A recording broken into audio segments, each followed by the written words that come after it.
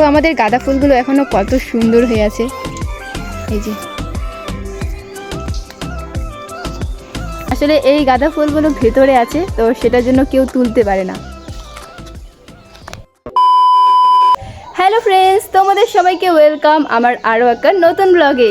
তো তোমরা সবাই কেমন আছো? আশা করছি ভালোই আছো। তো আজকে আমাদের খাওয়া দাওয়া অনেক তাড়াতাড়ি হয়ে গেছে, মানে এখন বাজে 1টা। আরে পিছনে পিছনে ঘুরছে। এখন বাজে হচ্ছে 1টা, তাই এখন আমি খাবো পেঁপে। এই যে আমাদের ঘরেরই পেঁপে সেদিন আমি পেরে রেখেছিলাম গাছ থেকে, অনেকটা নরম হয়ে গেছে এখন। আর দেখো এই পেঁপেটা দেখতে একেবারে আমের মতো, সাইজটা দেখো একবার।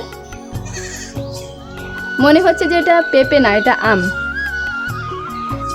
এই দেখো ছাগল ছানাটা আমার পিছনে পিছনে ঘুরছে খালি। এই কি বল?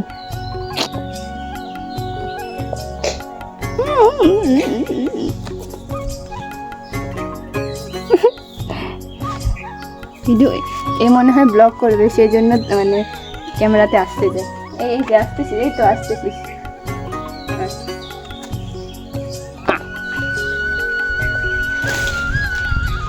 A few minutes later. এই পেঁপেটার নাম হচ্ছে আম পেঁপে, তো সেটার জন্যই মানে এরকম সাইজ হয়েছে। আর এটা নর্মাল, পাখি খেয়ে নিয়েছে দেখো। প্রথমে পেঁপের ঢাকনাটা খুলবো। আরে বাহ, কত সুন্দরভাবে খুলে গেল।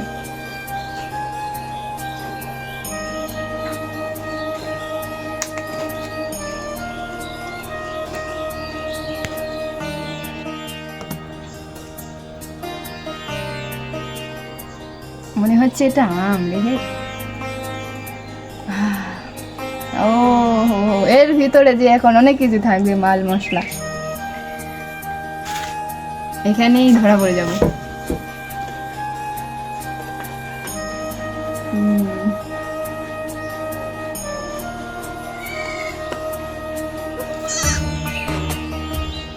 দেখো আমের ভেতর কত স্টোন হয়েছে।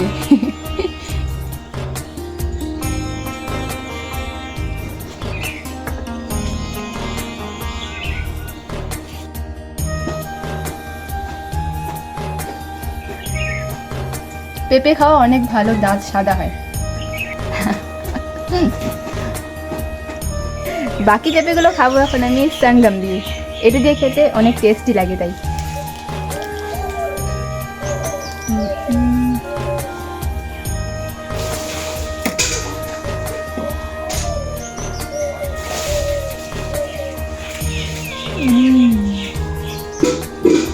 খুব মোলায়েম।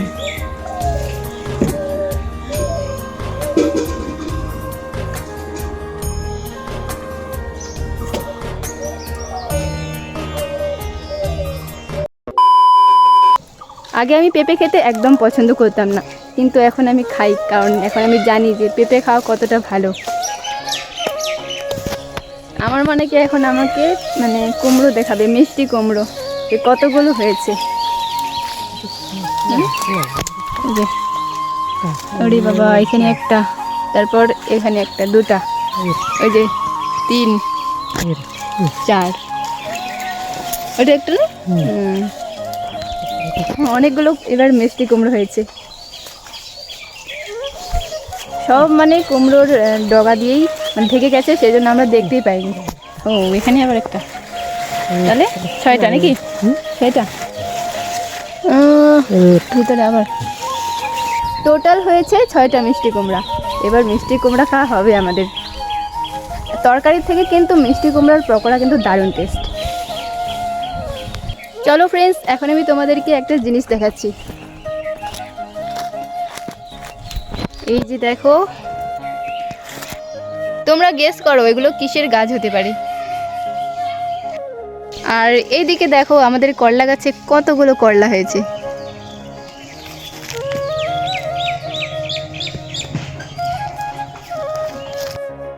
তো কালকে থেকে আমাদের মন্দিরে অষ্টপ্রহর শুরু, মানে কালকে হচ্ছে অধিবাস। তো আমরা মেয়েরা প্ল্যান করেছি যে কালকে আমরা হলুদ শাড়ি পরবো। তো যদি কালকে আমি মানে হলুদ শাড়ি পরি, এই গাঁদা ফুলগুলো দিয়ে দুটো ইয়াররিংস বানাবো। আমি ইনস্টাগ্রামে দেখেছিলাম যে গাঁদা ফুল দিয়ে কি করে ইয়াররিংস বানাতে হয়।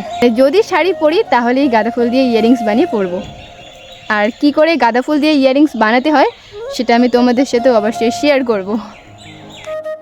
তো তোমরা কে কে দেখতে চাও কমেন্ট করে বলো আমাকে। তাহলে চলো ফ্রেন্ডস, আজকের ব্লগটা আমি এখানে শেষ করছি। যদি তোমাদের ব্লগটা ভালো লাগে তাহলে অবশ্যই একটা লাইক করে চ্যানেলটিকে সাবস্ক্রাইব করে রাখবে আবার নতুন ব্লগ দেখার জন্য। তো চলো দেখা হচ্ছে নেক্সট ব্লগে, ততক্ষণে সবাই ভালো থেকো, টাটা।